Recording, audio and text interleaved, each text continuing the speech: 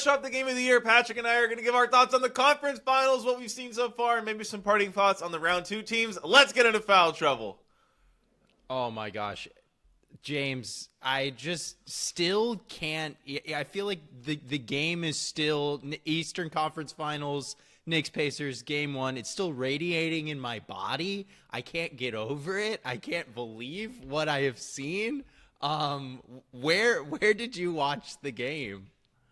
So you're not going to believe this. So I watched the third quarter, and then I had to turn it off to go to dinner. And so I saw the final score, but I was like, I have to rewatch it. So I rewatched. Before I went to bed, I watched the fourth quarter and overtime that I missed. I watched it in real time, and knowing the outcome made it so funny because the Knicks are up by 14 with like a minute left. And then I'm like, okay, so when is the Knicks collapse happening? How is the Knicks collapse going to happen? Because then, like, Nesmith hits a 3, and I'm like, okay, so is this where the Knicks stop scoring? No, the Knicks go back and they get a 2. And I'm like, okay, that had to have been New York's last basket with, like, 50 seconds left, right? Because, like, you know, when the Pacers were doing this to the Cavs, they're forcing turnovers, they're doing all this. And I'm like, okay, so now the Pacers come back. There's, like, 45 seconds left. Nesmith hits another 3. Nope, Brunson just got another 2. Okay, when did the Knicks stop scoring during this comeback? Like, the Pacers are chipping away, but surely the Knicks will stop. No, the Knicks never stopped scoring during that comeback. That's the craziest part of it to me. Yeah, no, Aaron Nesmith just becomes like 2016 Klay Thompson and cannot miss a fucking shot. That fourth quarter was so freaking crazy because even before the Knicks go on that 14-point run, they're up 2, and Jalen Brunson gets his 5th foul. And honestly, I'm thinking, like, you know what? This is probably over at this point because there's 10 minutes left in the fourth, and they're fucked. OG Anunoby honestly did not play well at all in this game. He immediately goes on that 5-point, like, single-player run that sparks that 14-point run, and then the Pacers come all the way back. It's just like, oh my God, man. And then we haven't even talked about the moment, the second choke. I don't even know what the Halliburton choke. When that happened, bro. So where I was watching it, I was driving to this event that technically started at 7:00. And it was in Hollywood, so I was kind of running late, and I was actually just listening to the game on the Knicks radio broadcast because I was driving from work all the way to Hollywood. So I'd listened to basically the first 3 quarters just on the radio. And then I finally found a parking spot, like pretty much right where everything we're talking about started happening, like the 10-minute point of the fourth quarter. And at this point, it was like around 7, and I did not get into that event until around 8:10, 8:20, because I just sat in my car and watched it on my iPad all go down. And if there was people walking around me, they must have thought I was completely tweaking out because that shot by Tyrese Halliburton, like, the ball bounced so high. I feel like the ball went like the height of like 3 or 4 backboards. Yeah, I mean, it was 3 insane. Or 4 Kawhi bounces high, at least. Also, but the fact that shot, you know what it reminded me of? Sort of, it was like the way he like ran at the free throw line and then turned his full back to the backboard, ran to the 3-point line, turned around and shot it. It was almost like that, you know, iconic Curry shot against the Clippers, like a decade ago. I thought you were gonna say it reminded me of like a 2K player. Like, it reminded me of, like, someone that's really good at 2K that is playing against someone that's just not super skilled and overplaying them. And so you can kind of just run around however you want. I don't know what to take away from this game because during the Knicks quote-unquote collapse, I kept being like, wow, nobody other than Brunson has even touched the basketball in, like, 6 minutes. Yeah, but they kept scoring. But they kept scoring. So I as much as I want to, you know, not like the process, I mean, I still don't like the process, and I think maybe I shouldn't look at the results as much as I should look at the process. I do think that isn't good process. But the We'll Knicks talk could have about- won this game if that bounce just bounced an inch to the left. Talk about bad process. It's like, yeah, like it's probably not ideal just to like ISO Brunson over and over and over and over again, even though like, I don't know, but at this point, it's like maybe he's just like the best fourth quarter playoff ISO player ever. In history, yeah, like In history, like literally in history. But you can say the same thing about the Pacers. Like, if the way they stay in games is Aaron Nesmith hitting 9 threes a game, which obviously is a bit of an overreaction, like that's not great process either. And then also, can I just say the Rick Carlisle move of putting in Ben Shepherd in the last like 5 minutes of the fourth quarter and overtime when he hasn't played the entire game, and he actually got like really great minutes guarding Brunson, I thought. I think he hit 1 3 in there. Or no, he didn't hit a 3 in there. But I mean, just huge stones from Rick Carlisle as well. I was thinking, bro, like, is this the most iconic game since the Kawhi bounce? Because I was trying to think of like a better one, and I was kind of struggling. iconic game. Like, I'm thinking Game 5 Bucks Nets, the KD foot on the line game, which is kind of same idea here. Game 4 2021 NBA Finals, the Giannis blocks Ayton game. That was like I an think that's like incredible I game. think the Jimmy LeBron duel where Jimmy ends Yeah, up, that like, was the hung other over one. the stanchion. That one's iconic. I think Yeah, the one of the I 2020. don't remember which game it was, but whatever game in the finals was Curry Celtics where Curry just like Yeah, it was totally like Game ascended. 4 or something. Yeah, I think game 4. This is definitely up there. I mean, this was a insane game. It's hard to compare things to finals games. I feel like the Kawhi shot was like a moment in time. It was like a true moment in time when it happened. No, but I mean, this Halliburton shot is insane. I feel like it's not even right. And honestly, you know, I do have to say, on the day Jim Irsay passed away, that's just very all magical. It's kind of cool. Yeah. Magical, yeah. Okay. Some Pacers things that I just want to touch on. Do you remember how the Pacers acquired Aaron Nesmith? Trade with the Celtics, yeah? Trade with the Celtics. Do you remember what the trade was? It wasn't for much. Nesmith could never crack the rotation in Boston. So Boston traded Nesmith, Malik Fitz, Juwan Morgan, Nick Stauskas, and Daniel Tice, and a 2023 first-round pick for Malcolm Brogdon. That is a hell of a trade down the line. And worked out pretty well for the Celtics, at least in the moment. If you're gonna say this season is just like, if every NBA season is important, like they went to the finals, with Malcolm Brogdon against. That was one of the years they went to the finals. That was 22. So it was the July 22. So yeah, that was their first finals year where they ended up losing. So it was a good trade for both teams. Good trade Malcolm Brogdon won Sixth Man of the Year that year, as well as I think they traded him for Drew, essentially, obviously with other stuff in there. But just I feel like that's a crazy, weird sliding doors moment. And then can I cook a little bit on this Tyrese Halliburton just insane clutch shooting? So, James, would you agree that fourth quarter or overtime shots in the last 5 seconds of a playoff game to tie or take the lead, where you end up winning that game, is the pinnacle of clutch shot making? Yes. Okay, so there's a little tool on Basketball Reference. It's a shot finder. It only goes back to 1997. But now when you look at all the shots in Pacers history since 1997 in the playoffs, to take the lead or to tie in the playoffs with 5 or less seconds left, Tyrese Halliburton now has 4 of those made shots, 3 in this playoffs and 1 last year. That's 1 more than Reggie Miller over that time. So Dude, you could Pacers team has had 3 different comebacks where they're down 7 or 8 with 40 seconds left. That's insane. It's absolutely insane. So Tyrese Halliburton, I just said he has 3 such shots in this postseason. No player since 1997 has ever had more than 2 in a single postseason. We still have a long ways to go.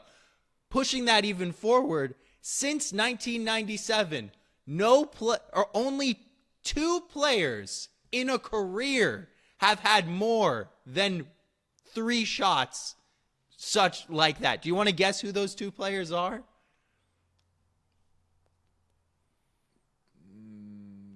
Sorry, what is the time criteria again? Since 1997, last 5 seconds of a game in the playoffs to tie the game or take the lead, and they end up winning that game. Just total, not in one postseason run? Total since LeBron 1997. James? LeBron James, he's made 8 such shots. Oh, has Kobe made that? Yeah, I'm just going to have to guess Kobe. Kobe Bryant is correct. He has made 4+ shots. So now, with that make yesterday, Tyrese Halliburton now joins Kobe Bryant with 4 and is right behind LeBron James with 8. To Patrick, start his playoff, like, it's crazy. It's just absolutely insane, this run that he's on right now.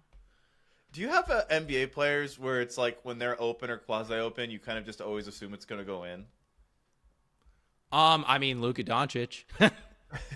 So I have that feeling with obviously more than just these 2 guys, but I have that feeling with both like Brunson and Halliburton, and I feel like the 2 of them are just these like flamethrowers.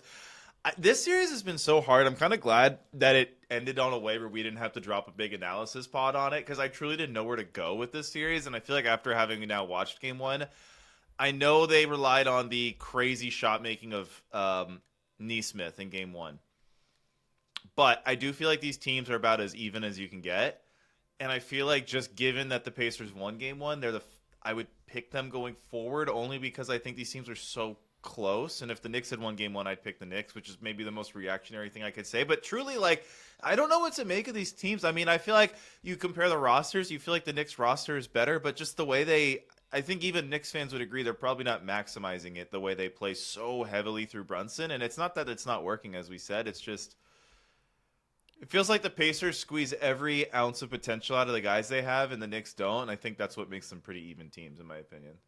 Not only do they squeeze every ounce of potential out of their guys, they also squeeze every second out of the clock. Like, this team just has some kind of intangible like thing about them to where they just do not quit on any single game. And I think that, coupled with the depth that Rick Carlisle is like willing to play in these games, I think it showed a little bit at the end of this game. I think some of the Knicks guys, which they have a really tight 7 guys that can play in this series, I think they started to look a little heavy-footed. With that being said, I would say most games, like, you're not gonna have to like play at 100% effort all the way to the buzzer, but I do think it's something like to keep an eye on for this series, because I don't know, a lot of minutes. I mean, it's the whole Tibbs thing, and it's going to be interesting to see how this manifests. But boy, I mean, this is just, I feel like there's some real disdain between these two rosters, especially at this point after a game like that. That's the kind of game that can just change careers. You know, I feel like we keep seeing this in the NBA, and maybe I'm just remembering the times it does happen, where it feels like, maybe, Patrick, I feel like you're a better historian than me, so correct me if I'm wrong. I feel like we see this a lot where, like, we'll take the Pacers last year. They beat the Knicks. The big takeaway is they barely beat the Knicks. It took 7 games. The Knicks were the way better team, but they were super injured. And then the following year happens, and both teams are healthy, and it's like the team that won the previous year was like, no, we were actually better the whole time. I don't know. It just kind of feels like this seems to happen over and over again, and I actually don't understand why, when logically it feels like it shouldn't be happening so much. Well, I mean, I think everybody just loves a what if. Yeah. It's just natural to do that. But yeah, I mean, I don't know who the better team is in a vacuum, and I guess we're lucky to get this here. Get to find out. Yeah. Just the fact that Tyrese Halliburton wore that 8 points in 9 seconds Reggie Miller choking t-shirt at the end of the last series, and then he hits this shot where I literally think this is what it was. The ball bounces so high in the air that he has time to think about his celebration, and Reggie Miller is sitting right there, and it's literally a choke job. It's not just we're winning. It's not just it's a buzzer beater shot in a close game. It's like you guys choked a 14-point lead, and the ball is in the air, and I'm just going to throw my hands around my neck. Like, the part that I can't get over, though, is that it's not a choke job in the sense that the Knicks collapsed. The Knicks scored a lot of points during this 14-point comeback. Yes, that's the part to me that free throws. I can't get. Yes, the OG Anunoby missed free throw that set up the whole thing was devastating. Cat too. Cat missed one. Yeah. One in the last minute as well. But my point is, normally when you see a comeback like this, it's just like turnovers. You know what I mean? Mm-hmm. Like the yeah, Knicks I mean, scored especially probably. I want to say the Knicks scored like 12 points over the course of this comeback. Like they scored a lot of. I don't think I've ever seen a comeback like this in the NBA before. Like the true we're just gonna hit so many threes that it doesn't matter that they're scoring twos. Like that's. I don't think we're gonna see a game like this again, especially the Tracy McGrady-ness of all of it. Yeah, well, I mean, hey, the Reggie Miller. I just watched, dude, that ESPN 30 for 30 doc, the I think it was called Winning Time, about the Knicks Pacers rivalry, and it's eerie how similar everything went down. Of course, they're two different things, but just the microcosm of Reggie hitting 2 quick threes in a time in NBA history where I think 2 quick threes then probably felt like insane. 5 threes now. But recall, Patrick, one of those threes, the Knicks just inbound the ball to Reggie Miller. Yeah, just no, throw absolutely. him the basketball. You know, the 90s, so vaunted. Everyone's championships there would have been so powerful in this era. But John Starks this Knicks goes comeback involves a sequence where Jalen Brunson hits one of the most difficult baseline jumpers to help, but you know what I mean? This isn't the Knicks are throwing the ball to the Knicks. Honestly, I know missed free throws and all, but it really was Aaron Nesmith just became Stephen Curry on his best day for 5 minutes. The Knicks made some crazy difficult shots during this sequence. I don't even think the Knicks. I guess you see what I'm saying? Where it's not even a crazy choke job. I feel like it's more testament to how good the Pacers are that they were able to come back despite the Knicks not throwing the game away. What I was getting to there is after those threes are hit, John Starks gets fouled and bricks 2 free throws, and it's they essentially lost in the same way. To your point that the Knicks lost, it was they lost at the line. But yes, I totally hear you. The only thing you can look at is that one inbound where Nembhard kind of hits the ball and it hits off Jalen Brunson's hand. I can't remember if that was in overtime or the fourth quarter, but yeah, God, I cannot wait for game 2 of this series, man. Just so crazy. I think the one. I don't remember what the outcome of this play was, but there was one where the Knicks inbound to Brunson, and he throws a wild pass that 90% of the time would have gotten turned over, but somehow it ends up in OG's hands on the left sideline. Do you remember that play? Yeah, they had to bring it up full court, and they trapped him, and Brunson tried to throw it off Nesmith and completely missed him, but luckily it just went straight just to OG. to OG. But that play, I feel when OG had the ball, I don't remember which Knick was up the right sideline, but I did feel there was this look in their eyes that's uh-oh, Brunson's way back there. What do we do with the basketball? Yeah, it's why is he all alone? But even during that sequence, again, this is what I can't get over. Truly watching it, knowing the outcome, and just being so when do the Knicks stop scoring? There's a play where Mikal Bridges hits a super difficult layup, too. Oh, yeah. I mean, every point in there. Not to mention, It was just. I think that's what makes, to me, this Pacers comeback just so much more impressive. Is it isn't even the other team wilting; it's the Pacers really just making like just I don't know. I think it's even more impressive the fact that the Knicks didn't really wilt like a traditional comeback like this looks like. And the other thing we haven't talked about one single second is I think of any game this postseason for the Knicks, Karl Anthony Towns looked the most like what you expect from a dominant Karl Anthony Towns game. Because like in all of the last series, he made three 3-pointers. He made 4 yesterday.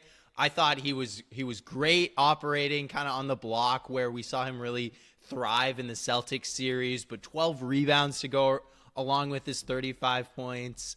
That was the big adjustment of this whole game was in the fourth quarter, Rick Carlisle stopped guarding Karl Anthony Towns with centers essentially. Sucks for Cat that I think his best game of the postseason so far was wasted on this nightmare scenario for the Knicks. But I thought Siakam was pretty good for the Pacers yesterday too. Yeah, Siakam was. I would definitely agree. Siakam was great. I mean, really great performances up and down. I think the only person that I look at of like kind of our main characters of this series that I think could have played a lot better is, maybe Mikal being a little bit more aggressive from 3. And then I thought OG just seemed a little out of sorts in places in this game, especially in the first half. I thought he seemed a little just rushed. I feel like this is going to be a hard series for OG because he doesn't have the greatest handle, and I feel like the Pacers really do have the type of defenders who are going to get up into your chest, and really like if you don't have a good handle, it's not going to be a fun series for you if your point guard's not creating for you. And I do feel like that is the one thing that I think the Knicks, if you're a Brunson guy and you're looking across the aisle at Halliburton's a way to set his setup game is obviously just eons ahead of Brunson's, and OG is like. I feel like the best version of OG is the version where he's like kind of cutting and he's getting the ball on a cut because then his like massive size and athleticism and he doesn't have to do really set himself up. Like that's the best version of OG, and I feel like he doesn't get a lot of that on this Knicks team. But when he does, that's when you see those crazy OG dunks where he's just postering dudes. Yeah. Well, and that coupled with just like the classic Hooper thing of like he's being guarded by a guy that literally like watched him grow up in the NBA in Pascal Siakam. And it goes both ways, but I think it's harder when your defender just like knows every move in your arsenal. And Pascal Siakam and OG know that. I think the difference is like, there's a play, I think it's in the fourth quarter, it might have been in the third quarter, where it's on an inbounds play, and somehow the Knicks just totally flub up the assignments, and all of a sudden McBride is guarding Siakam, and sometimes you see when, like, the big gets the small on him, like, either the small gets the physicality and they poke the ball away, or the big rushes it, but Siakam just, like, cool, calm, 3-dribble back down, little post hook, gets it to go, and, like, if there was a play where Ben Shepherd was switched on to OG Anunoby, I don't think the Knicks are running some sort of, like, little mini post up for him. Yeah, definitely. And I think Siakam really adds that at the basket element that this Pacers team definitely needs, I feel like.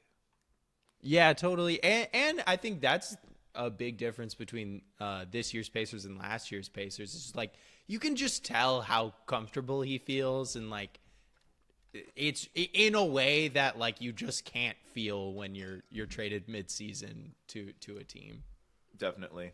All right, what are your thoughts on the series going forward? I don't know what to make of the series. I truly don't. I guess I'm going to go Pacers in 7 now? I don't want to make a prediction, to be honest. I don't know what to think.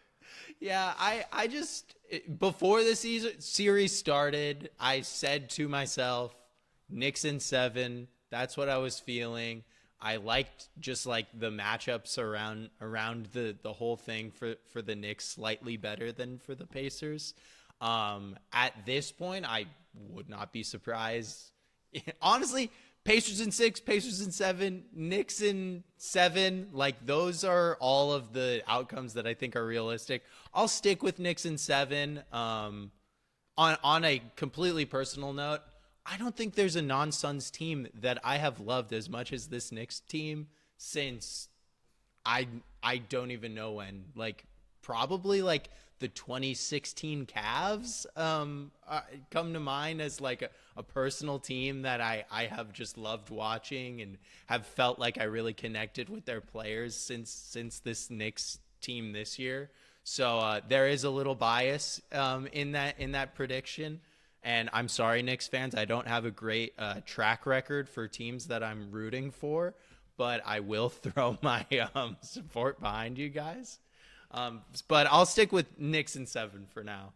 You know what's funny is I have that relationship, but like not the full degree to the Nuggets, because I love watching the Jokic, Gordon, Christian Brown, Jamal Murray side of the Nuggets, and I honestly cannot stand watching Michael Porter Jr. and Russell Westbrook.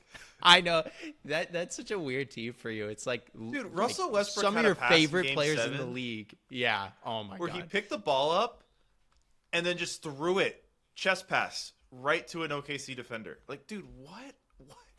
Yeah. Do you want to? This is kind of a great segue. Should we talk about Game 7 Nuggets versus Thunder a little bit? I mean, that's kind of what I thought. Not the whole Caruso getting away with beating the shit out of Jokic, but what I did think that series was going to look like at times, and why I'm surprised Denver was able to go far in it, was I thought we were going to see a lot more of like OKC has Wallace, Caruso, Shea, Dort out there, and they're just hounding Murray, and Denver can't get into their offense because it's the same issue they had against the T-Wolves, where you just ball pressure Murray and you just deny the ball and they can't do anything. And I saw OKC definitely, I feel like, tapped into that in Game 6. And it felt like they just tapped into it again in Game 7, and I feel like they tapped into it again in Game 1 against the Timberwolves, and I'm just surprised it took them so long to do that. Yeah. I mean, I think I don't know, the classic like growth curve of these, contenders, true championship contenders in the playoffs is like, you have to overcome like someone who's been there and someone who's done it. And I thought Game 7 was such a like sterling picture of what that looks like, because Game 7 starts with, the Nuggets starters that have been there, that are gilded, that have won a championship before. And I thought they really took like the bull by the horns at the start of the game. Christian Braun was like kind of on fire. They get out to a pretty sizable lead. SGA is not really forcing the issue to start that game. And then by the end of the first quarter, the Nuggets are forced to put in this like Russell Westbrook, Peyton Watson lineup that the Thunder go on this mini run to kind of tie up the game against. And just because like they just have this like defensive hydra that you cannot pass the ball against. I gotta say, when they took Jokic out of the game, I think that was such a coaching disaster. Like, I know you can't just be like 48 minutes, and if he played 48, we'd be like, well, at the end of the game, he was tired. That's your best shot! Yeah, I agree. That's your best shot. Should do that. LeBron James used to play 48-minute games. Jokic is like his equivalent for this year. Like, the guy's done it before. Playing in Denver where the altitude sucks. You can't take him out of the fucking game, Adelman. Like, you know how bad your team is in those minutes. Like, you built up a lead. You have no shot entering the fourth quarter if you're down. Oh my God, I've seen the future. You have to play in the whole first half. I've seen the future. Back in my day, LeBron James used to play 55 minutes a game. But I'm not criticizing the player. I'm criticizing the coach. No, I'm with you. But I think that lost them the game. No, I do too. Like, they had that, 8-point lead, and then they took Jokic out, and it's tied. And you're like, dude, they're down. You're like, what are you thinking? And then from that point, like, OKC looked like regular season OKC. And honestly, like, teasing out to Game 1 of this Timberwolves Thunder series, it just felt like a definitional game for this Oklahoma City Thunder franchise. So weird thing for Denver was that Lakers game where JJ's like, you know what if we just double team Jokic off the ball, triple team Jokic off the ball? They didn't quite do that, but like definitely Caruso's playing like really heavy ball denial. If Jokic does manage to secure the catch, like 3 guys are converging on him. And it feels like, because after that Lakers game, Denver actually quietly went on a little bit of a losing streak, and Jokic was putting up like sub 20-point games as every team was like, double team Jokic off the ball, let's try that. Kind of felt like OKC never found the answer to that. Or not OKC, Denver. Yeah, Denver never found the answer to, like, they need a real, like, the thing with Murray is I just feel like he is not the most dynamic, like, pressure reliever in a way where, like, let's say you replace Murray with, I don't know, Donovan Mitchell.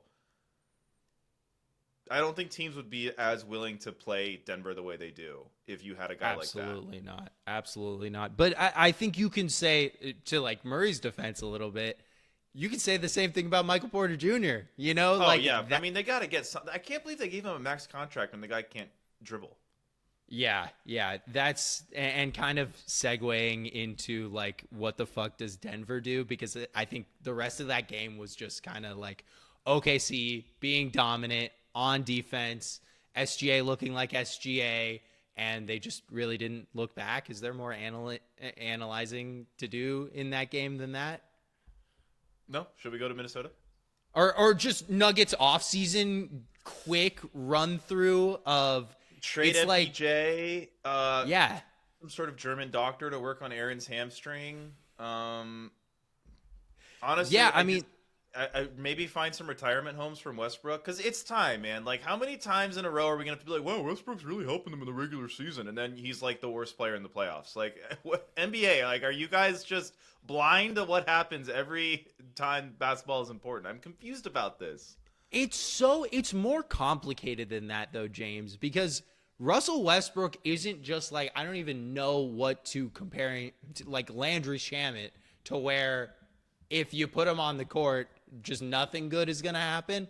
It's like a 1 step forward, 3 steps back thing with Russell Westbrook, in that the way he plays, just aesthetically, eye test, he will convince you that he won you a playoff game. He will. And I don't know what else they have to turn to be honest, as far as like bench relief.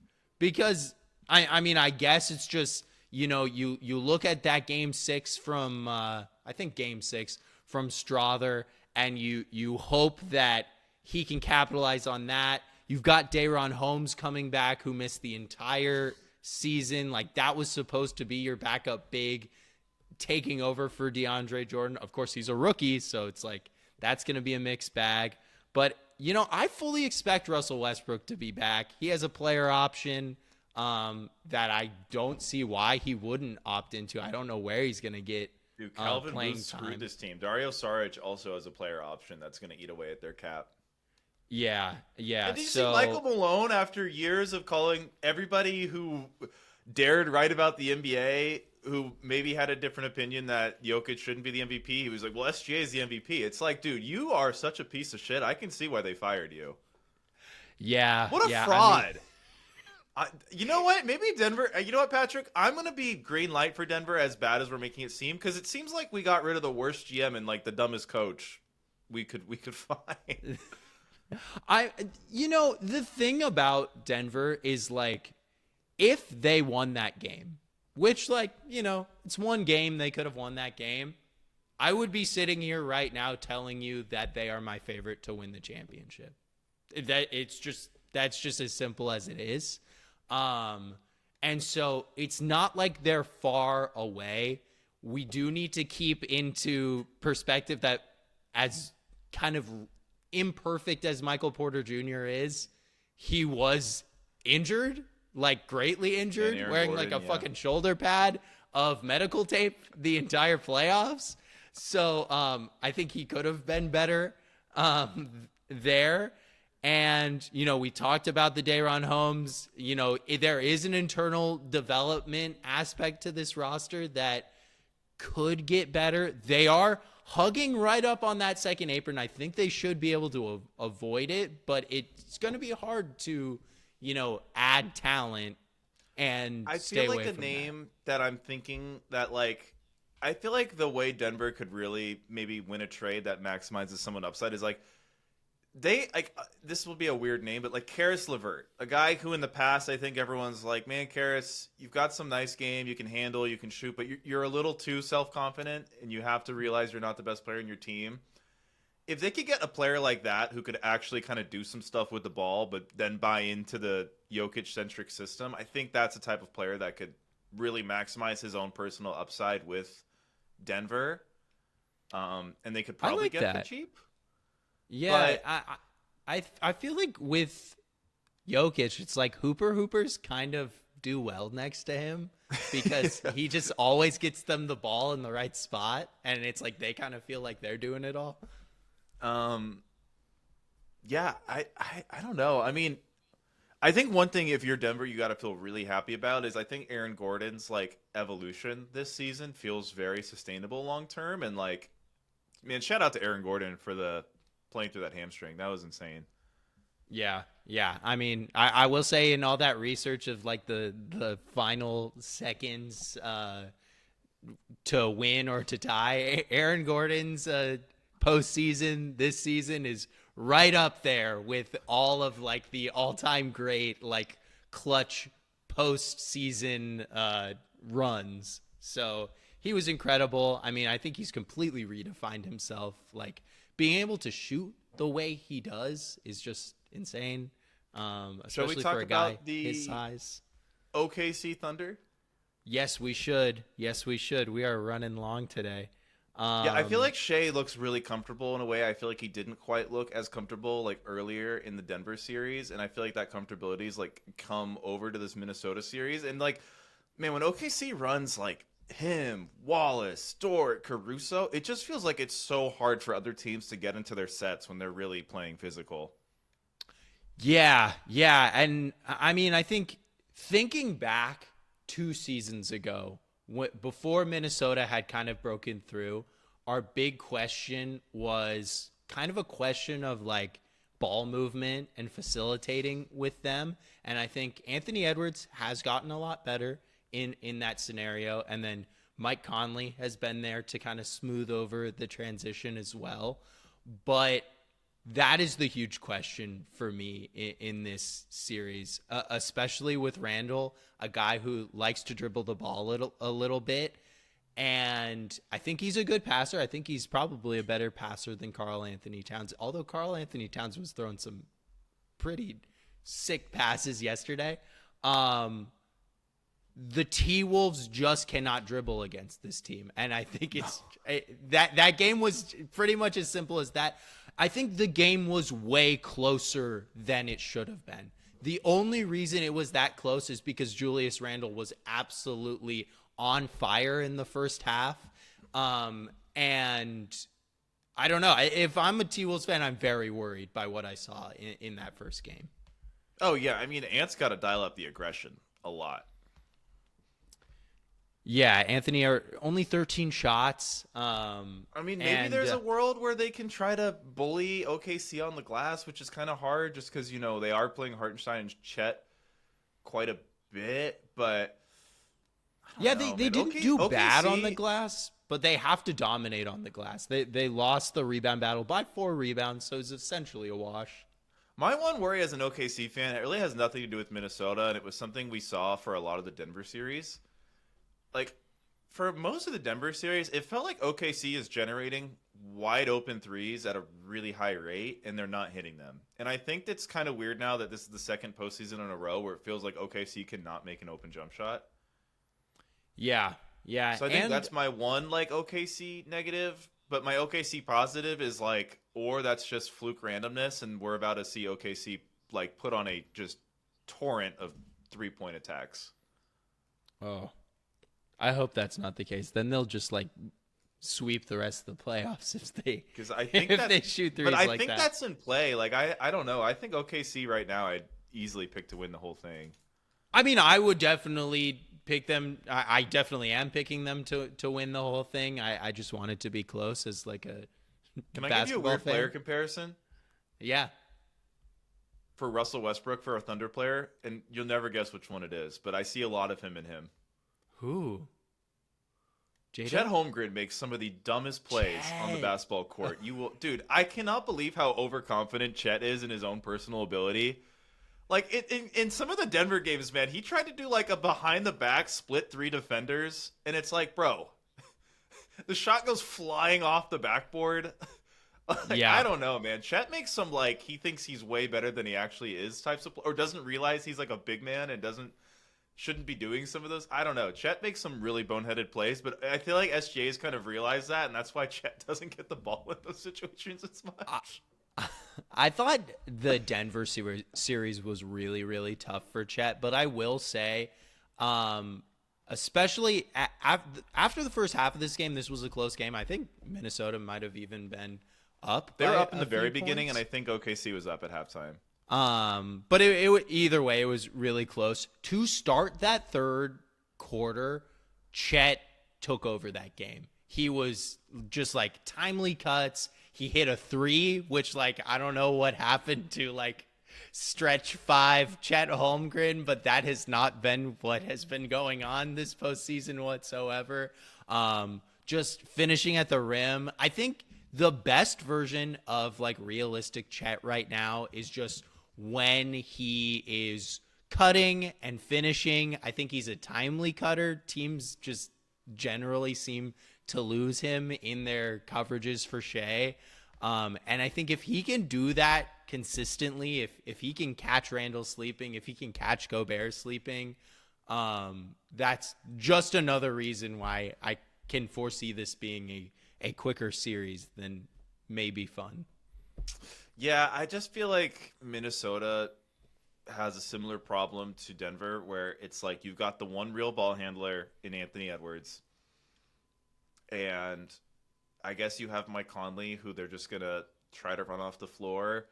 And I guess Julius Randle's so also physical with him. I think Julius Randle can also handle the ball in this series, but I think that's like the problem with a lot of these teams. Like, and it's why I know the Celtics lost, and it's probably one of the reasons we like the Knicks a lot too. Is like, Mikal can handle the ball. Like, I don't know. It just feels like it just feels like it's really tough on these teams when they play like an OKC, or even Minnesota does this to other teams too, where it's like you just really hone in on the ball handler, and you're just really not afraid of anybody else playmaking. Like, you're afraid of them scoring, but you're not afraid of them playmaking. Yeah. I mean, I think the other thing with this Timberwolves team, and specifically with this matchup against OKC, is especially in the Lakers series, it was like super evident that when Jaden McDaniels is humming and when he's scoring, it makes the Timberwolves really, really hard to beat. And in this series, I just don't know how easy it's going to be for Jaden McDaniels to stay on the floor.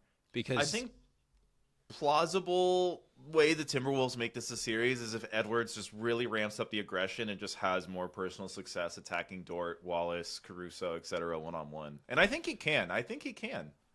That is a murderer's row. That is a murderer's row you just said there. It's a murderer's row, but they're guarding him one at a time. He's not going 1v4, and if he is, that's great for the Minnesota Timberwolves. Yeah, that's true. Well, it will be really interesting to see how game 2 plays out tonight. I think we'll know more. I know we've been spending this whole episode overreacting to game 1s, but it's always important not to do that. But that's not what we're here to do. Should we get to best take, worst take? Let's get to best take, worst take. This part of the show where we decide who had the best take of the last 7 days and the worst take of the last 7 days. James, who do you want to award first? Well, let me get to my best take. I had to save it. My best take is going to go to the man, Nikola Jokic. I don't know if you saw this. They asked him, can the Nuggets win a championship as currently constructed? And he said, we didn't. So obviously we can't. Yes, sir. Which I think was Jokic's sly way of being like, people will think I'm just being like, not demanding changes and just being like, oh, I'm just going to say how it is. But I feel like that was very coded in like, do something. Yeah. I need more help. But it was I funny. want to win another championship. Yeah, I think so. My best take of the week, just overall, goes to Shai Gilgeous-Alexander. And his openness during his MVP winning speech, it made me a little misty-eyed when he was talking to his wife. He said, "You were the first person to show me what love really meant." It was just like a very beautiful, emotional moment that Shai shared with the world and his wife. And I just, love to see some of our NBA Kings that are in touch with their emotions. So I will award him with best take of the week for that. All right, my worst take, and I hate to say it, going to DeMarcus Cousins. Dude, me too. Me too. Oh, I what, want is it it the to be same my take? best take. I want it to be Is my it the Ace best. Bailey take? Oh, no, it's not. Oh, it's a different take. So I had DeMarcus Cousins. He said Ace Bailey is the closest thing we've seen to Tracy McGrady. Now, everyone who follows the pod knows I'm a Rutgers guy, rooting for Ace, rooting for Dylan.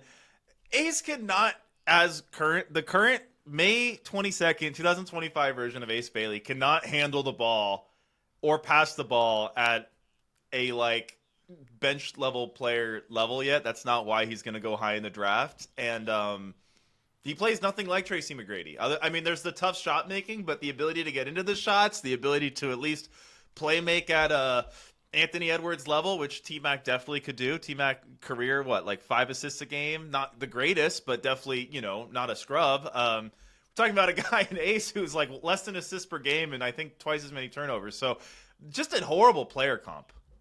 Yeah. Also, it's always tough to compare a guy who's not even in consideration for the first overall pick with a essentially first ballot Hall of Famer. If we knew that Tracy McGrady was in this draft, he'd probably go number 1 or 2. He would definitely go number one. Yeah, because he's a guaranteed thing. Yeah, you go number 1. Yeah. I mean, Flag's a very exciting prospect, but what is your cousin's take? My worst Boogie Cousin take of the week was, and as much as I would love this, he says that Dallas should trade the number 1 pick for Kevin Durant. Cooper Flag doesn't fit that window. KD does. Boy, would I love to see Cooper Flag in purple and orange next year. But even if you believe this, Boogie Cousins, Giannis Antetokounmpo exists and probably wants out of Milwaukee, and I'm sure the Milwaukee Bucks would be more than happy to receive Cooper Flag in return for him.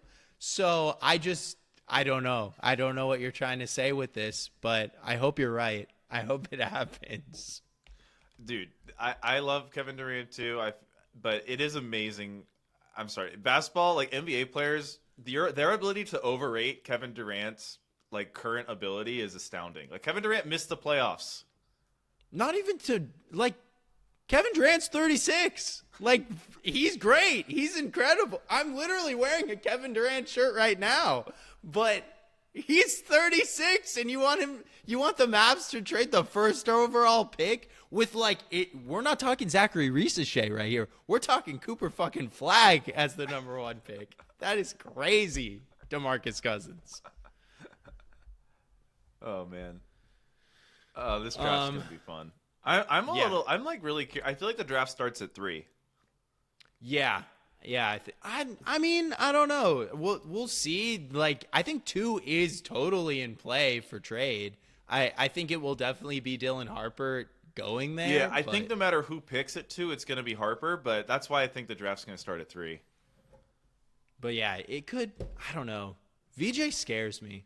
I got to be honest. I mean, just Ace is not a perfect prospect either. And Ace. Yeah, they both scare me. I could see, maybe a team just loves Concanipple, You can definitely see. You can see how he fits into an NBA roster, I think, a lot easier than those other 2 guys. But those other 2 guys are pretty juicy in star upside. We're a draft pod now. We're the worst draft pod you've ever heard. We are the worst draft pod you've ever heard. I've been trying. Ever since last season, so obviously last season was our first full season podcasting.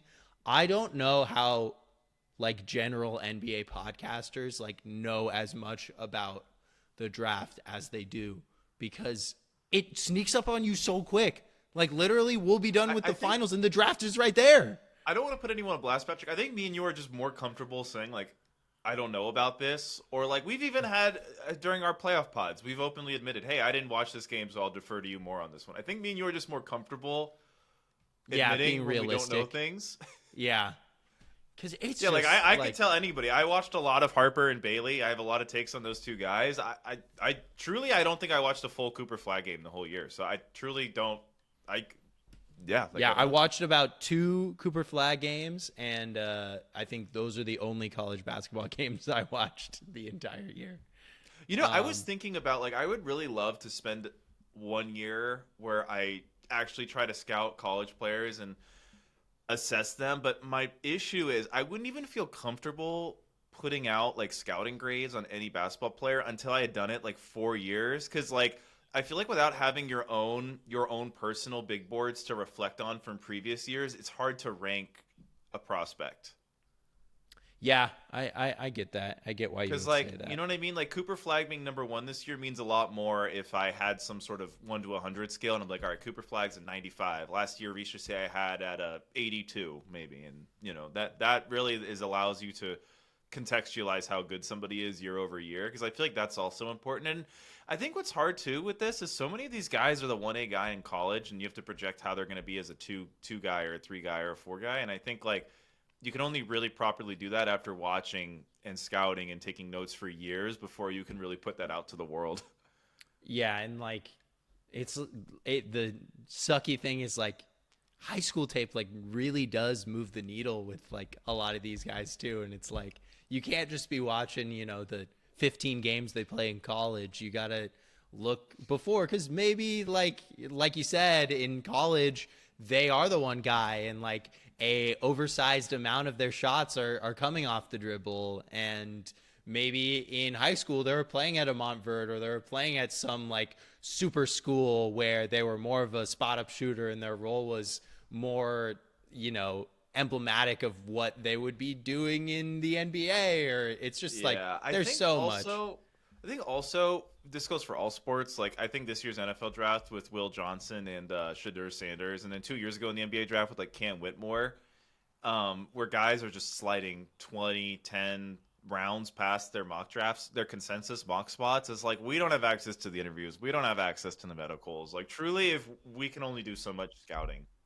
Yeah, well, yeah, and that's the other thing. I feel like as like a consumer of NBA draft content, the stuff that a lot of people love to see is a mock draft, and that is probably the most unpredictable thing of all, because you know, a mock draft is what you think, either what you think teams should do, or it's intel based and what you think teams will do, and that doesn't even bring into account, you know, the scouting and what you think players like actually are capable of.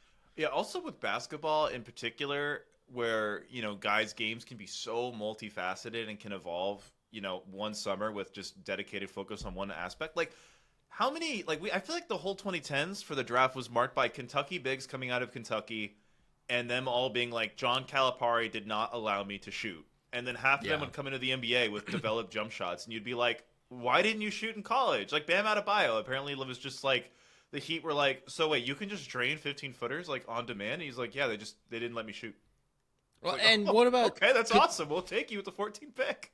What about Kentucky 2 guards that just had way more to their game and just didn't have the opportunity? Because the Harrison twins are there for 4 years and no one's allowed to touch the ball except for them, even though they're not that great. Yeah. I couldn't believe that Shea was the first ever Kentucky MVP of the NBA. Duke's never had an MVP? That's wild. That is crazy. That is crazy. All right, James. I feel like we gave the people a good podcast today. We gave some really in-depth scouting analysis there. Yes, we did. My prediction for Knicks Pacers was they're even. I don't know, and I said I don't know anything about Cooper Flag, so I really contributed a lot this morning. Yeah, I don't know, and I also don't know anything about Cooper Flag either.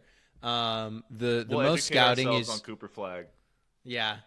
The most scouting I've really done on him is trying to figure out what his political views are, and can't find that on the internet anywhere. Dude doesn't talk about politics, so Is that for a personal research project? it is a personal research project. So yeah, if anybody has some intel on that, I would love to find out, just for my own personal interests. And yeah, enjoy the basketball, guys. Doesn't get better than this. Conference finals. Oh wait, Patrick, I have a basketball story to tell for my hot Oh, streak we shooting didn't slump. even do best take, worst take. I don't even know if we need to, or not best take, worst take. Fucking hot streak shooting slump. Can I give my slump, because I think people will appreciate the story. Yeah, give your slump. Give your slump. I want to hear your slump.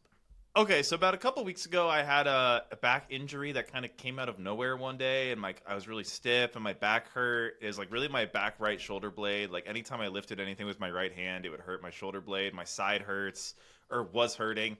So after about 3 weeks, it finally went away. I was feeling good. I worked out on Monday, worked out Tuesday morning, went to play basketball Tuesday night. Jesse just redid his outdoor court at his house, and so we're running fours, and my back starts hurting again. And I'm like, shit. So I'm guarding our friend Matt, who's a big kind of physical mid-post type player with a jump shot. And I'm like, all right, I got to switch. Like Matt's, I can't be guarding somebody who's moving and cutting and bruising me. This will be my last game, I'm thinking. So I switch on to somebody else who's not as, hard on my body to defend. I'm like, all right, cool. I'm running up the court. I'm just going through the motions. I'm running some handoffs. I'm taking it chill. Last pickup game of the day. I've played like 8 games at this point. I don't want my back to hurt. I'm cutting across the lane, Patrick, and our friend Gavin, who hasn't played a lot, is backpedaling through the lane. And I see him last second. I'm like, oh no, we collide. So back is just hurting, like bad. But I go stumbling, like, because we're both moving when we hit each other. So no one's at fault, just a freak accident. I go stumbling. Jesse, my brother, who's on my team, is dribbling the ball, is cutting in from the corner. And now I'm stumbling toward him, and he's looking to, I think, pass it out to the perimeter. I stumble into the side of Jesse and just take an elbow to the head and go careening down to the floor. And my entire body is just head to, toe is just in severe pain. Like, I'm just on the floor, crumpled up. And I'm sitting there like, there is no way that that is the most fluky set of events where I bump into 2 of my own teammates and just get the shit kicked out of me. And I'm on the floor and I'm like, fuck, there's one basket to go. Play the rest of the game, rest of the night, dude. Every movement hurts. The next morning, everything hurts. Miraculously, by the end of yesterday, my body felt way better, but it still hurts a lot. Like sleeping on my side is still painful. My back is fully hurt again. Like I'm not in a good spot. So I'm in a slump. Jeez, that is so rough. And Gavin is a solid man. Like that is if you are not able to brace when you run into Gavin. That's gonna be a little rough, and any elbow from Jesse is also gonna come in tough. That luckily not like a hard elbow. Like it wasn't in our test. He was dribbling the ball, so it was just whatever elbow motion happens when one is dribbling the ball. So not a hard elbow, but definitely enough for when it hit my stumble, I collapsed to the ground. Yeah. Well, and you're not ready for that, especially after you already get hit. You're never expecting the second hit. For sure. No. Damn. Well, but everyone on the court who didn't witness it was like, "What just happened? Like, why is James getting shoved by his teammates?" There's a lot of locker room dysfunction over there. Yeah, the pickup team's got to pick it up, man. We are just at each other. Oh, that's so funny. But I empathize with you. I hope you're feeling better. I didn't know you played yet. You played on Tuesday. That was my first Tuesday off in a long time. But damn, I don't know when the next time we'll play is. Keep getting hurt. Probably not for a month, bro. I'm like cooked right now. Yeah, hey, you gotta. Most important thing is your long-term health. So Yeah. I understand that, but let's think. What am I? I'm bracing for kind of a shooting slump because this weekend I am once again driving to Arizona to finish moving my parents to California, and it's just gonna be miserable. Hot. It's gonna be hot. as balls, and we're gonna be outside and like in the attic. It's just like literally everything in this house they've lived in for 30 years needs to move out by the end of the month. So it's gonna be so much. I am the muscle that they are employing to come in, which you never want to be the muscle in a moving Patrick, situation. you need to either blackmail or coerce your army of siblings into doing this for you. I know. Well, I've got the only sibling coming with me is my sister, who is like, it's obviously all going to come down. The heavy lifting is going to come down on me.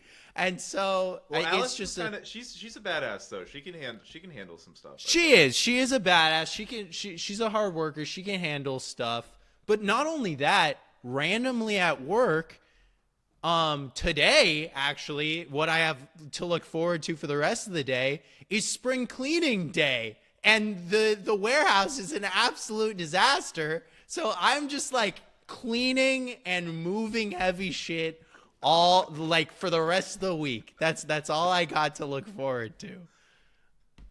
So yeah. No pressure though. No pressure. This isn't OG at the free throw line. This is like tip off. No one cares what the second possession of the game looks like. Yeah. Yeah. But yeah, so that's what I got to look forward to. But yeah, just other than that, normal stuff. I've got, hey, if you've listened this deep in the podcast, I assume you enjoy me and James. So if you live in the LA area, I am performing in Hollywood Fringe Festival. Check out my Instagram. Come see me. Talk to me. Get to know me. I would love to meet you. So yeah, come see some improv. It will be very fun. Coming up next month, we got like 3 shows in the heart of Hollywood at the Broadwater Theater. Needed to throw in that shameless self-promotion. James, you got anything else? Nope, that's it for me. I'll see you guys next week. Peace.